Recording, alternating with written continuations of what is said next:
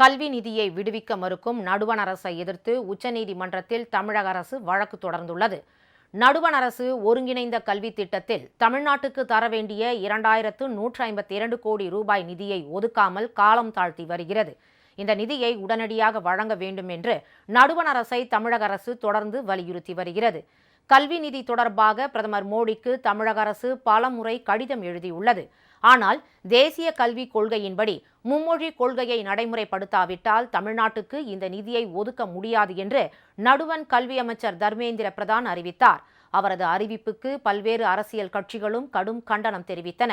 மேலும் நடுவண் அமைச்சரின் அறிவிப்பை கண்டித்து தமிழகத்தில் பல்வேறு இடங்களில் போராட்டங்கள் நடைபெற்றன.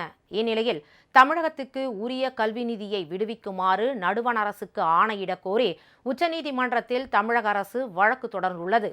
பிஎம் ஸ்ரீ சமக்ர சிக்ஷா அபியான் திட்டத்தின் நிதியை நிறுத்தி வைத்தது சட்டவிரோதம் என்றும், தேசிய கல்விக் கொள்கையை நடைமுறைப்படுத்தாததால் நிதியை நிறுத்தி வைப்பது ஏற்புடையதல்ல என்றும் தமிழக அரசு தாக்கல் செய்த மனுவில் தெரிவிக்கப்பட்டுள்ளது.